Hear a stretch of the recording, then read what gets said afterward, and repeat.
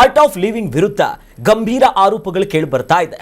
ದಲಿತರ ಭೂಮಿ ಕಬಳಿಕೆ ಮಾಡಿದ್ದಾರೆ, ಕೆರೆ ರಾಜಕಾಲುವೆ ಒತ್ತುವರಿ ಆರೋಪಿಸಿ ಸಮತಾ ಸೈನಿಕ ದಳ ಹಾಗೂ ರಾಷ್ಟ್ರೀಯ ಅಂಬೇಡ್ಕರ್ ಸೇನೆ ಆರ್ಟ್ ಆಫ್ ಲಿವಿಂಗ್ ಸಂಸ್ಥೆಯ ಮುಖ್ಯ ದ್ವಾರದಿಂದ ವಿಧಾನಸೌಧ ಚಲುವನ್ನ ನಡೆಸಿಬಿಟ್ಟಿದ್ದಾರೆ. ಇದ್ರ ಸಂಬಂಧಪಟ್ಟಂತೆಯೇ ಅರ್ಜುನ್ ಗೋಪಾಲಯ್ಯ ಮಾತನಾಡಿದ್ದಾರೆ, ಅದು ನೋಡ್ಕೊಂಬರೋಣ. ಆದರೆ ಅವರ ಹೇಳಿಕೆಗೂ ಮುನ್ನ ನಾವು ಗಮನಿಸಬೇಕಾಗಿರೋದು ಏನು ಗೊತ್ತಾ, ಇಲ್ಲಿ ಆರ್ಟ್ ಆಫ್ ಲಿವಿಂಗ್ ಎದುರು ಬೃಹತ್ ಆಕ್ರೋಶಗಳನ್ನ ಹೊರಹಾಕ್ತಾ ಹೋದ್ರು. ದಲಿತರ ಭೂಮಿ ಕಬಳಿಕೆಯ ಆರೋಪಗಳು ಕೇಳಿಬಂದಿದೆ. ಇಲ್ಲಿ ಭಾರೀ ಪಾದಯಾತ್ರೆಯನ್ನ ಕೈಗೊಂಡ್ಬಿಟ್ಟಿದ್ದಾರೆ. ಕನಕಪುರ ರಸ್ತೆಯಲ್ಲಿ ವಿಧಾನಸೌಧ ಚಲೋ ಮಾಡಿದ್ದಾರೆ. ಅಂತಂದ್ರೆ ಈ ಹಿಂದೆಯಿಂದಲೂ ಕೂಡ, ಇದೇನು ಮೊದಲೇ ಬಾರಿಗಲ್ಲ, ಅಂಬೇಡ್ಕರ್ ಸೇನೆ ಸಮತಾ ಸೈನಿಕ ದಳ ಆರಂಭದಿಂದಲೂ ಕೂಡ ಹೋರಾಟ ಮಾಡ್ತಾನೆ ಇದ್ದಾರೆ. ಆರ್ಟ್ ಆಫ್ ಲಿವಿಂಗ್ ಜಾಗ ಇಲ್ಲಿ ಅಕ್ರಮ ಆಗಿದೆ, ಅವ್ಯವಹಾರಗಳಾಗಿದೆ, ದಲಿತರ ಭೂಮಿಯನ್ನು ವಶಪಡಿಕೊಂಡ್ರು ಅಂತ. ಇದೇ ನಿಟ್ಟಿನಲ್ಲಿ ಆರ್ಟ್ ಆಫ್ ಲಿವಿಂಗ್ ಮುಂಭಾಗದ ಮುಖ್ಯ ದ್ವಾರದಲ್ಲೇ ಅನೇಕ ದಿನದಿಂದಲೂ ಕೂಡ ಪ್ರತಿಭಟನೆ ನಿಂತಿದ್ರು. ಅವ್ರು ಕೂಗಿಷ್ಟೆ, ಬಡವರ ಭೂಮಿ, ದಲಿತರ ಭೂಮಿ, ರಂಗಮ್ಮನ ಜಾಗ ವಾಪಸ್ ಕೊಡಬೇಕನ್ನುವಂದಾಗಿ ಪಟ್ಟು ಹಿಡಿದಿದ್ದಾರೆ. ಕೆರೆ ರಾಜಕಾಲುವೆ ಎಲ್ಲವನ್ನ ಒತ್ತುವರಿ ಮಾಡಿಕೊಂಡಿದ್ದಾರೆ. ಅವರ ವಿರುದ್ಧವಾಗಿಯೇ ಈಗ ಹೈ ವೋಲ್ಟೇಜ್ ಧರಣಿ ಆಗ್ತಿರೋದು. ಎಷ್ಟರ ಮಟ್ಟಿಗಂತಂದ್ರೆ 500ಕ್ಕೂ ಹೆಚ್ಚು ದಲಿತರು, ರೈತರಿಂದ ಆಕ್ರೋಶಗಳು ಬರ್ತಾ ಇದೆ. ಸರ್ಕಾರಕ್ಕೆ ಅರ್ಜುನ್ ಗೋಪಾಲಯ್ಯ ಒಂದು ವಾರ್ನಿಂಗ್ ಕೂಡ ಕೊಟ್ಟಿದ್ದಾರೆ. ಭೂಮಿ ಸಿಗದೇ ಇದ್ರೆ ಚುನಾವಣೆಯಲ್ಲಿ ಪಾಠ ಕಲಿಸ್ತೀನಿ ಅನ್ನುವಂತ ಎಚ್ಚರಿಕೆ ಕೊಟ್ಬಿಟ್ರು ಅವರು. ಯಾಕಂತಂದ್ರೆ ದಲಿತರ ಭೂಮಿ ಅವ್ರಿಗೆ ಹೋಗಬೇಕು, ಯಾರು ಕೂಡ ಗಮನಿಸ್ತಾ ಇಲ್ಲ. ಆರ್ಟ್ ಆಫ್ ಲಿವಿಂಗ್ ಬಹುದೊಡ್ಡ ಮಟ್ಟದಲ್ಲಿ ಬೆಳೆದಿದೆ. ಮೋದಿ ಅವರು ಕೂಡ ಬಂದು ಹೋಗ್ತಾರೆ ಇಲ್ಲಿಗೆ ಅಂದಮೇಲೆ ಯಾಕೆ ಸರಿಯಾದಂತ ಕ್ರಮಗಳಾಗಿಲ್ಲ ಅನ್ನೋ ಆಕ್ರೋಶ ಇವತ್ತು ಅವರೆಲ್ಲರ ಆಕ್ರೋಶದ ಕಟ್ಟೆ ಒಡೆದು ಬಹಳ ದೊಡ್ಡ ಮಟ್ಟದ ಪ್ರತಿಭಟನೆ ಮಾಡಿ ಆಗ್ರಹಿಸಿದ್ದಾರೆ.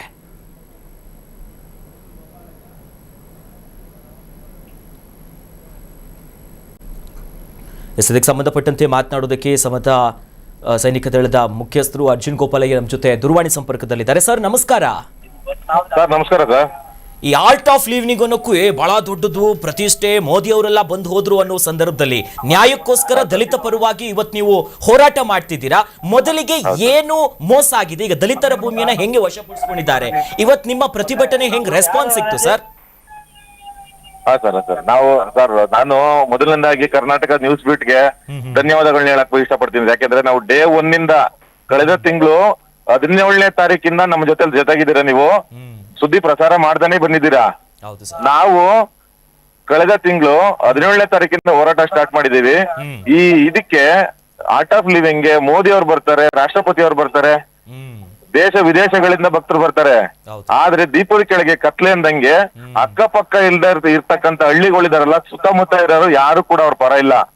ಅವರು ಹೇಳ್ಕೊಂತಾರೆ, ನಾನು ಇಲ್ಲಿರ್ತಕ್ಕಂತ ಲೋಕಲ್ ಜನಗಳ ಪರವಾಗಿ, ಸ್ಥಳೀಯರ ಪರವಾಗಿದೀವಿ ಅಂತ ಅಂದ್ಬಿಟ್ಟು, ಇಲ್ಲಿ ಯಾರಿಗ ವಿದ್ಯಾಭ್ಯಾಸ ಕೊಡ್ತೀವಿ ಅಂತ ಅಂದ್ಬಿಟ್ಟು, ಉಚಿತ ವಿದ್ಯಾಭ್ಯಾಸ ಕೊಡ್ತೀವಿ ಅಂದ್ಬಿಟ್ಟು ಕನ್ನಡ ಮೀಡಿಯಂ ಮೇಲೆ ಒಂದು 80-100 ಜನ ಇದ್ದಾರೆ. ಆದ್ರೆ 2,500 ಜನ ಮಕ್ಳಿಂದ 1 ಲಕ್ಷ ಫೀಸ್ ತಗೊಂತಾರೆ. ಆದ್ರೆ ದೀಪದ ಕೆಳಗೆ ಕತ್ಲೆ ಅಂತ ನಾನು ಹೇಳಕ್ಕೆ ಏನ್ ಹೇಳ್ದೆ ನಿಮ್ಗೆ, ಅದೇ ರೀತಿ ಇವ್ರು ಮಾಡ್ತಾ ಇರೋದು. ನಮ್ಮ ದಲಿತರ ಭೂಮಿ, ಹಿಂದುಳಿದವ್ರ ಭೂಮಿ, ಸರ್ಕಾರಿ ಗೋಮಾಳ ಮತ್ತೆ ರಾಜಕಾಲುವೆಗಳ ಮೇಲೆ ಬಿಲ್ಡಿಂಗ್ಗಳು ಕಟ್ಕೊಂಡು ಇವರು ಬಹಳ ಮೋಸ ಮಾಡ್ತಾ ಇದಾರೆ ಸರ್. ಸರ್, ಅಂದ್ರೆ ಈಗ ನೀವು ಇಷ್ಟು ದಿನದಿಂದ ಹೋರಾಟ ಮಾಡ್ತಿದ್ದೀರಾ, ಮುಖ್ಯ ದ್ವಾರಕ್ಕೆಲ್ಲ ಹೋಗಿದ್ರಿ, ಸಾಕಷ್ಟು ಬಾರಿ ಪ್ರಯತ್ನ ಎಲ್ಲ ಪಟ್ಟಿದ್ರಿ. ಯಾರಾದ್ರೂ ಆರ್ಟ್ ಆಫ್ ಲಿವಿಂಗ್ ಕಡೆಯಿಂದ ಬಂದು ಏನಾಯ್ತು, ಏನ್ ಸಮಸ್ಯೆ, ಏನಾದ್ರೂ ಮಾತುಕತೆ ಏನಾದ್ರೂ ಆಯ್ತಾ ಸರ್? ಇಲ್ಲ ಸರ್, ಯಾವುದೇ ಕಾರಣಕ್ಕೂ ಬಂದಿಲ್ಲ ಸರ್ ಅವರು. ಆದ್ರೆ ಆರ್ಟ್ ಆಫ್ ಲಿವಿಂಗ್ ಬೇನಾಮಿಗಳು ಇರ್ತಾರಲ್ಲ ಸರ್, ದಳ್ಳಾಳಿಗಳು, ಅವ್ರು ಬಂದು ನಮ್ಗೆ ಅಲ್ಲಿಂದ ಎತ್ತಿ ಒಕ್ಲೆ ಬೀಸುವಂತ ಕೆಲಸ ಮಾಡಿಸಿದ್ರು ಸರ್. ಓಹೋ, ಬಲವಂತಾಗಿ ಈ ರೀತಿಯಾಗಿ. ಈಗ ನೀವು ಕಾನೂನು ಪ್ರಕ್ರಿಯೆಗಳು ಆಗ್ತಾ ಇದೆ, ಯಾವ ರೀತಿ ಹಂತದಲ್ಲಿ ಇದೆ ಈಗ? ವಿಚಾರಣೆ ಇರ್ಬೋದು, ಕಾನೂನು ಹೋರಾಟ ಹೆಂಗ್ ಸಾಗತ್ ನಿಮ್ದು? ಸರ್, ಕಾನೂನು ಹೋರಾಟ ಮಾಡ್ಬೇಕಂತ ಅಂದ್ಬಿಟ್ಟು ಇದು ನಾವೇನು ಹೋರಾಟ ಕುತ್ಕೊಂಡ್ವಿ 17ನೇ ತಾರೀಕು, ಕಳೆದ ಜುಲೈ 17ನೇ ತಾರೀಕು ಅವತ್ತೇನೆ ಸರ್ಕಾರದಿಂದ ಒಂದು SIT ರಚನೆ ಮಾಡ್ತು. ಆದ್ರೆ ಇವರು ಕಳ್ರೆ ಏನಿದ್ದಾರೆ ಆರ್ಟ್ ಆಫ್ ಲಿವಿಂಗ್ ನವರು, ಅದಕ್ಕೂ ಅದ್ರ ಮೇಲೆ ಸ್ಟೇ ತಂದ್ಬಿಟ್ರು. ಸ್ಟೇ ತಗೊಂಡ್ ಬಂದು ಅವ್ರ ಏನ್ ಮಾಡ್ತಾರೆ, ಈ ಕೆಲವರು ಪುಡಾರಿಗಳಿದಾರಲ್ಲ ಸರ್, ಒಬ್ಬೊಬ್ಬರ ಮೇಲೆ 8-10 FIR ಗಳಿದಾವೆ. ಅವರು ಅವ್ರ ಆಶ್ರಮದಕ್ಕೂ ಮತ್ತೆ ಇವ್ರು ಇದಾರ ಸ್ಥಳೀಯ ಜಾಗ ಇರ್ತಾರಲ್ಲ, ಅಂತವ್ರ ಹತ್ರ 1 ಲಕ್ಷ ರೂಪಾಯಿ ಜಮೀನ್ ತಗೊಳ್ಳೋದು, ಆಶ್ರಮಕ್ಕೆ 1 ಕೋಟಿಗೆ ಮಾರೋದವ್ರು, ಆತರ ದಳ್ಳಾಳಿ ಕೆಲಸ ಮಾಡ್ತಾರೆ. ಅಂತವ್ರು ಬಂದು ನಮ್ಮ ವಿರುದ್ಧ ಒತ್ತಡ ಏರಿ ಅವ್ರ ಮೇಲೆ ನಮ್ಮನ್ನ ಒಕ್ಲೆ ಬಸ್ ತರ ಈ ತರ ಇದು ಪ್ರಯತ್ನ ಮಾಡಿದ್ರು.